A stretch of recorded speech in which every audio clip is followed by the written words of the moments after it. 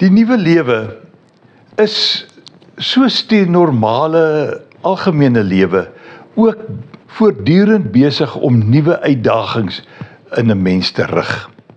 Om te herbesin oor hoe jy dinge verstaan, waarin jy glo. Is jy tevrede?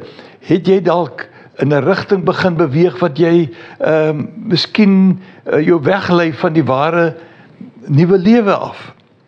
'n Voorbeeld hiervan sien ek in Lukas 15, vers 17 tot 19, waar 'n jong man 'n keuse gemaak het. Hy het besluit hy gaan uit die ouerhuis weg, hy gaan vir homself sorg, en toe sien ek, kom hy tot inkeer, met ander woorde, tot besinning, en hy sê, my pa het wie weet hoeveel dagloners, en hulle het almal oorgenoeg kos, en hier vergaan ek van die honger. Ek sal dadelik na my pa toe teruggaan, en vir hom sê, pa, ek het teen God en teen pa gesondig, ek is nie meer werd om pa se seun genoem te word nie, behandel my soos een van pa se dagloners. Hierdie man het besef, dit wat hy gehad het, is baie beter as wat hy nou het. En al sou dit dan beteken dat hy verminder moet teruggaan, dan doen hy dit. En weet jy, ek dink ons moet ook van tyd tot tyd herbesin oor dit wat ons doen, wat ons glo en waarmee ons besig is. Is dit regtig die beste vir die nou waarin ons lewe?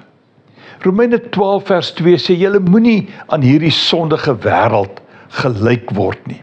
Met ander woorde, jy begin met 'n nuwe lewe en stelselmatig, dan begin jy eintlik maar weer teruggaan na die dinge van die sondige wêreld. Hy sê, laat God julle verander deur julle denke te vernuwe. Dan sal julle ook kan onderskei wat die wil van God is en wat vir hom goed en aanneemlik en volmaak is.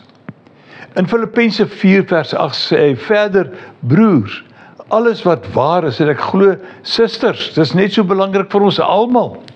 Alles wat waar is, alles wat edel is, alles wat reg is, alles wat rein is, alles wat mooi is, alles wat prysenswaardig is, watter deeg of lofwaardige saak daar ook mag wees, daarop moet julle gedagtes rig.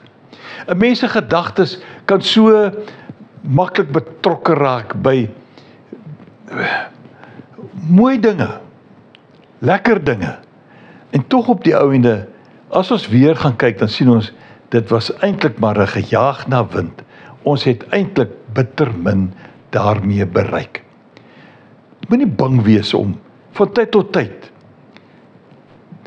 te herbesin oor wat jy is, waarmee jy besig is, wat jy glo, en oor die manier hoe jy die pad van die nuwe lewe loop nie.